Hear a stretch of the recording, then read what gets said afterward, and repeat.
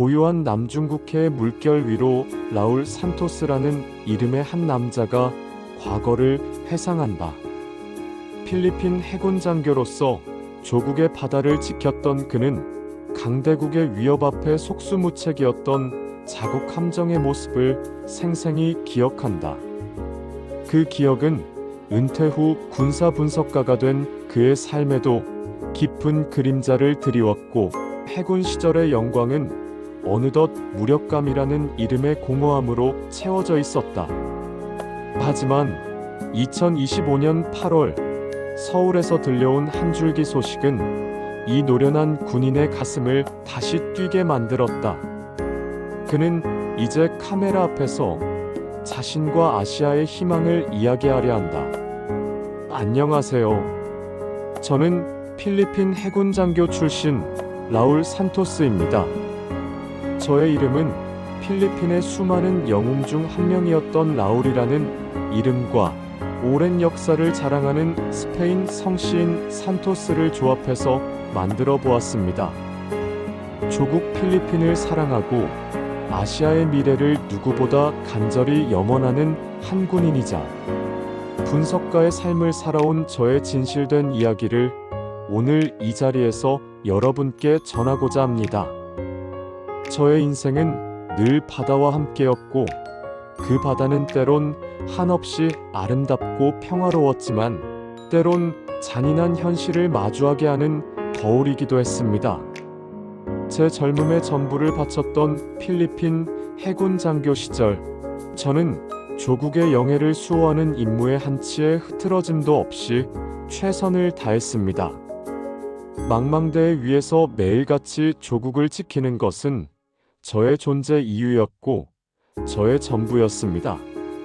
하지만 그 빛나는 자부심의 이면에는 우리 해군이 가진 한계와 마주해야만 했던 뼈아픈 현실이 있었습니다. 남중국해의 거친 파도 속에서 자국 함정이 거대한 강대국의 위협 앞에 무방비하게 노출될 때마다 저는 이루 말할 수 없는 무력감을 느꼈습니다. 우리는 싸울 의지가 충만했습니다. 단 한 명의 군인도 조국을 위해 목숨을 바치는 것을 주저하지 않았습니다. 그러나 아무리 투철한 군인 정신과 불굴의 의지를 가지고 있더라도 싸울 장비조차 제대로 갖추지 못한다면 우리는 그저 거대한 파도 앞에 선 작은 돛담배와 같을 뿐이었습니다. 우린 싸울 의지가 있었지만 장비가 없었다. 이 한 문장이 바로 제가 해군 시절 겪었던 모든 무력감을 응축하고 있습니다. 제가 목격했던 우리 해군의 노후화된 장비와 부족한 인프라, 그리고 강대국과의 압도적인 군사력 격차는 제 가슴속에 깊은 상처로 남아 지금도 저를 때때로 괴롭힙니다. 동남아시아의 평화를 지키기 위해 몸바쳐 싸웠던 우리 장병들의 땀과 눈물은 때때로 그러한 현실 앞에서 빛을 잃는 듯 보였습니다. 그 시절의 기억은 저에게 조국 필리핀의 자주국방이 얼마나 중요한 과제인지, 그리고 그것이 얼마나 어려운 길인지를 일깨워 주었습니다. 전역 후 저는 군사 분석가로서 새로운 삶을 시작했습니다. 강단에 서서 수많은 청중들에게 강연을 하며 우리 군대의 한계와 아시아의 군사적 불균형에 대해 목소리를 높였습니다. 저의 말 한마디 한마디에는 지난 세월, 바다 위에서 겪었던 뼈아픈 경험과 조국에 대한 깊은 애정이 담겨 있었습니다. 하지만 시간이 흐를수록 그 강연들은 저에게 또 다른 형태의 공허함을 안겨주었습니다. 저는 늘 같은 이야기를 반복해야 했습니다. 우리 군의 발전이 더디다는 것, 여전히 강대국들의 패권 다툼 속에서 동남아시아 국가들이 힘없이 흔들리고 있다는 것, 우리 바다는 아직도 지켜지지 못했다 라는 문장은 저의 강연 주제이자 끝나지 않는 숙명과도 같았습니다. 사람들은 제 이야기에 귀를 기울였고 고개를 끄덕였지만 현실은 좀처럼 달라지지 않았습니다.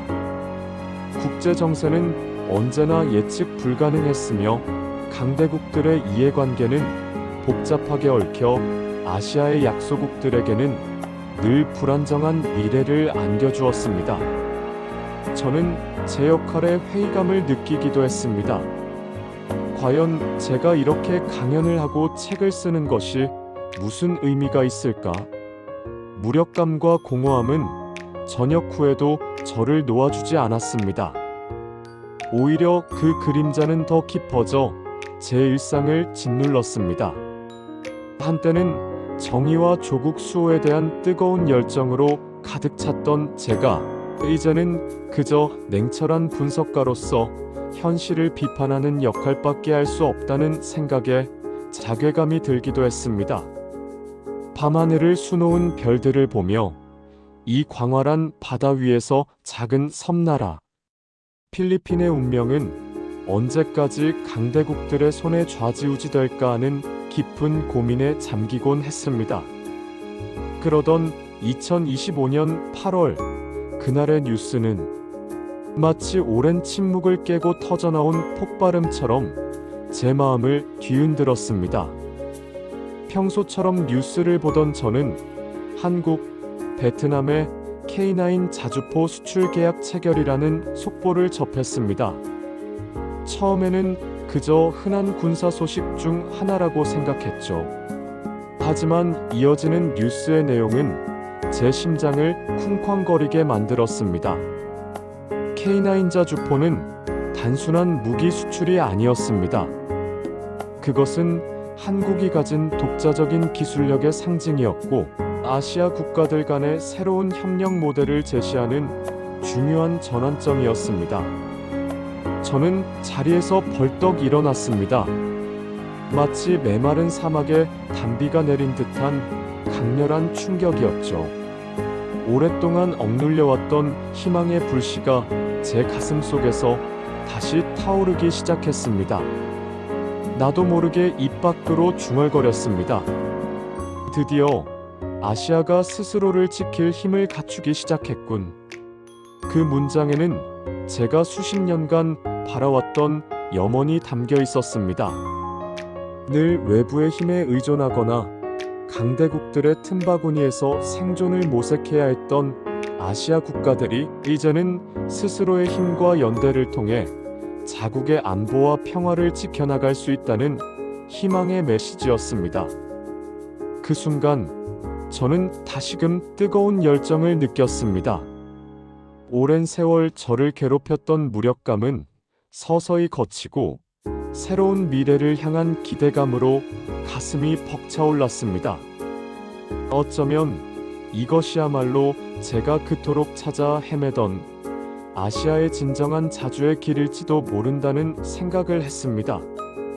이 소식은 저에게 단순히 군사적인 의미를 넘어 아시아 전체의 미래를 밝히는 희망의 신호탄처럼 느껴졌습니다. 저는 곧바로 K9 자주포에 대한 심층적인 분석에 들어갔습니다. 한국이 개발한 K9 자주포는 이미 세계 각국에서 그 성능과 우수성을 인정받은 명품 무기였습니다. 전투 기록을 살펴보니 실전에서도 뛰어난 위력을 발휘했더군요. 해외 수출 사례를 면밀히 분석하며 저는 깊은 감명을 받았습니다. 한국은 과거 식민 지배와 전쟁이라는 끔찍한 상처를 딛고 일어선 나라였습니다. 불과 몇십 년 전만 해도 원조를 받던 가난한 나라에서 이제는 세계적인 방산 강국으로 성장해 다른 나라에 무기를 수출하고 심지어 그들의 안보를 지원하는 위치에 서게 된 것입니다. 강연장에서 저는 청중들에게 목소리 높여 말했습니다.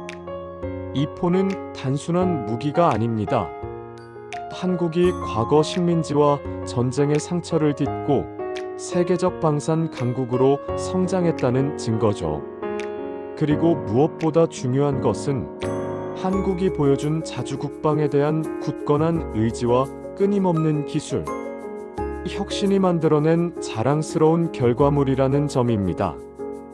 저는 K-9 자주포를 통해 한국의 역사를 보았습니다. 절망적인 상황 속에서도 자주를 지키기 위해 노력했던 그들의 피와 땀, 그리고 무에서 유를 창조해낸 불굴의 정신을 보았습니다. K9 자주포는 단순히 포신과 철갑으로 이루어진 기계가 아니었습니다. 그것은 한국인들의 강인한 정신과 도전 정신이 집약된 살아있는 상징이었습니다. 다른 아시아 국가들에게도 우리도 할 수 있다는 희망을 주는 증거이자 독립과 성장을 꿈꾸는 모든 이들에게 영감을 주는 존재였습니다. 저는 이 K-9 자주포야말로 아시아가 나아가야 할 자주와 성장의 방향을 명확히 제시하고 있다고 확신했습니다. K-9 자주포 소식에 이어 또 다른 한국의 소식이 제 마음을 울렸습니다.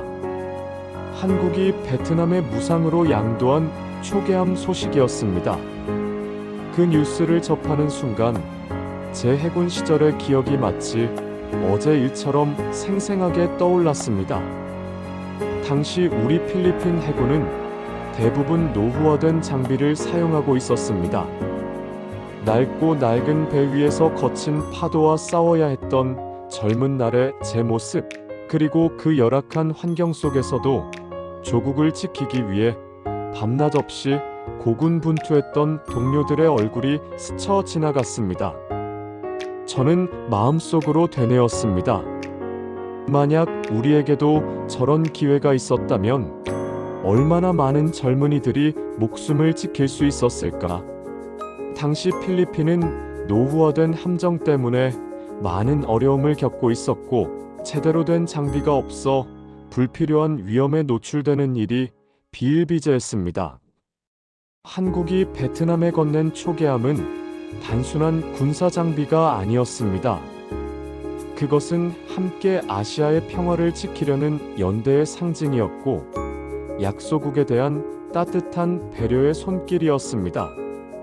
경제적 어려움으로 국방력 강화에 한계가 있는 베트남에게 한국의 초계함 지원은 실질적인 도움이 되었을 뿐만 아니라 국가 안보에 대한 강한 의지를 보여주는 계기가 되었을 것입니다. 누군가의 아픔을 이해하고 자신의 것을 기꺼이 나누어주는 한국의 모습에서 저는 진정한 상생의 미학을 보았습니다. 단순히 물건을 주고받는 것을 넘어 서로의 필요를 채워주고 함께 성장해 나가는 진정한 의미의 파트너십을 보게 된 것입니다. 이런 한국의 행보는 분명 다른 아시아 국가들에게도 큰 영감과 희망을 주리라 믿어 의심치 않았습니다. 그것은 마치 우리는 혼자가 아니다라는 굳건한 메시지를 전하는 듯 했습니다. 군사적인 혁명만이 아니었습니다. 저는 한국과 아시아 국가들 사이에 또 다른 형태의 연결고리를 발견했습니다. 하노이와 호찌민 간 고속철도 프로젝트. 이 소식을 접했을 때 저는 또 한 번 놀라움을 금치 못했습니다. 아시아가 단순히 무기만이 아니라 경제적 혈관을 잇고 있다는 사실에 감탄하지 않을 수 없었습니다. 고속철도는 단순한 교통수단이 아닙니다. 그것은 사람과 물자를 빠르게 이동시키며 경제 교류를 활성화시키고 더 나아가 문화적 교류를 촉진하는 핵심 인프라입니다. 베트남의 남과 북을 잇는 이 철도망은 베트남 내부의 경제 발전에 기여할 뿐만 아니라 장기적으로는 동남아시아 전체를 하나의 경제권으로 묶는데 중요한 역할을 할 것입니다. 저는 이 프로젝트를 보며 아시아의 미래를 그렸습니다. 흩어져 있던 파편들이 점차 연결되고 서로 협력하며 시너지를 만들어내는 미래 말입니다. 과거에는 분단과 갈등, 외부 세력의 간섭으로 인해 단절되어 있었던 아시아 국가들이 이제는 스스로의 힘으로 도로를 닫고 철도를 깔고 항만을 건설하며 하나의 거대한 유기체로 발전하고 있었습니다. 한국은 이러한 인프라 구축 프로젝트에서도 핵심적인 역할을 하며 아시아 국가들의 발전을 돕고 있었습니다. 이는 단순히 경제적인 이득을 넘어선 아시아 전체의 번영을 위한 투자였습니다. 무기뿐만 아니라 사회 기반 시설 구축에도 기여하는 한국의 모습은 아시아의 진정한 조력자로서 그 위상을 확고히 하는 것이었습니다. 철도 위에서 펼쳐질 아시아의 밝은 미래를 상상하니 제 가슴은 다시 한번 희망으로 벅차올랐습니다. 하지만 동시에 저는 경계심을 늦출 수 없었습니다. 이 모든 긍정적인 변화와 희망적인 움직임 뒤에는 언제나 거대한 그림자가 도사리고 있기 때문입니다. 저는 강연 도중 청중들에게 이 질문을 던질 수밖에 없었습니다. 강대국들이 이런 변화를 가만히 두겠습니까? 남중국해를 둘러싼 강대국들의 이해관계는 너무나 복잡하고 첨예합니다. 한국과 베트남의 협력이 아시아 전체의 희망을 불어넣고 자주의 목소리를 높이는 것은 분명한 사실입니다. 하지만 이는 동시에 기존의 국제 질서를 흔들고 강대국들의 패권에 도전하는 움직임으로 비춰질 수도 있습니다. 저는 오랫동안 군사 분석가로 일하며 국제 정세의 냉혹함을 누구보다 잘 알고 있습니다. 역사는 늘 반복되었고 강대국들은 자신들의 이익을 위해 언제든 약소국의 평화를 위협할 수 있었습니다. 한국과 베트남의 이러한 연대가 더욱 공고해질수록 이를 방해하려는 시도가 분명히 나타날 것이라고 예측했습니다. 경제적 압박, 외교적 견제, 심지어는 은밀한 정보전까지 그들은 자신들의 영향력을 유지하기 위해 모든 수단을 동원할 것입니다. 우리에게 주어진 희망은 그저 주어지는 것이 아니라 끊임없이 지켜내고 가꾸어야 할 소중한 가치입니다. 아시아 국가들은 이러한 잠재적 위협에 대해 항상 경각심을 가지고 더욱 굳건한 연대와 지혜로운 외교 전략으로 맞서야 할 것입니다. 남중국해의 그림자는 여전히 짙게 드리워져 있지만 저는 아시아가 그 그림자를 넘어설 수 있는 충분한 역량과 지혜를 가지고 있다고 믿습니다. 저는 필리핀 해군 장교로서 무력감을 맛봤습니다. 그러나 이제는 다르다는 것을 압니다. 한국은 절망적인 식민지와 전쟁의 상처를 딛고 일어서 스스로의 힘으로 세계적인 방산 강국으로 우뚝 섰습니다. 그들의 자주와 기술은 단순한 국가 역량을 넘어 우리 아시아 전체의 미래를 지키는 강력한 방패가 되고 있습니다. 이것은 제가 수십 년간 염원해왔던 아시아의 자립과 평화의 꿈이 현실이 되는 과정입니다. 저는 이 모든 과정을 목격하고 분석하며 제 인생의 마지막 목표를 정했습니다. 이 이야기를 기록해야 한다. 한국이 어떻게 아시아의 방패가 되었는지 우리 세대와 후손들에게 남겨야 한다. 저는 군사 분석가를 넘어 다큐멘터리 제작자로서 이 거대한 희망의 흐름을 기록하기로 결심했습니다. 제 다큐멘터리는 단순한 기록물이 아닙니다. 그것은 아시아의 수많은 라울 산토스들에게 보내는 희망의 메시지이자 우리가 함께 만들어갈 새로운 미래에 대한 약속입니다. 저는 이 다큐멘터리를 통해 전 세계에 알리고 싶습니다.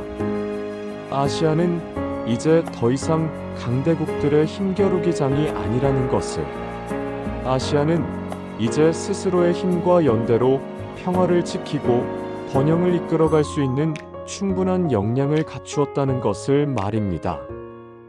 촬영의 마지막 날, 저는 카메라를 바라보며 지난날의 모든 감정들을 담아 제 진심을 전했습니다. 오랫동안 저를 괴롭혔던 무력감과 공허함은 사라지고 오직 확신과 희망만이 제 가슴을 가득 채웠습니다. 나는 필리핀 장교로서 무력감을 맛봤다. 조국을 지키는데 한계에 부딪히며 때로는 절망했습니다. 그러나 이제는 다르다. 한국이 아시아의 희망이 되고 있다. 그들이 스스로 지켜낸 자주와 기술은 단순히 한국만을 위한 것이 아닙니다. 그것은 약소국의 서름을 겪었던 우리 아시아 국가들 모두에게 길을 제시하고 함께 나아갈 용기를 주는 빛이 되고 있습니다. 한국이 지켜낸 자주와 기술이 우리 모두의 미래를 지키고 있다. 저는 이 메시지가 남중국해의 푸른 바다를 넘어 아시아 전역에 울려 퍼지기를 간절히 바랍니다. 나의 다큐멘터리가 수많은 아시아인들에게 용기와 영감을 주어 그들 스스로가 자신의 미래를 개척하고 아시아의 평화와 번영을 위해 함께 노력하게 되기를 소망합니다. 우리가 함께한다면 어떤 어려움도 극복할 수 있을 것입니다. 아시아의 미래는 이제 우리 손에 달려 있습니다.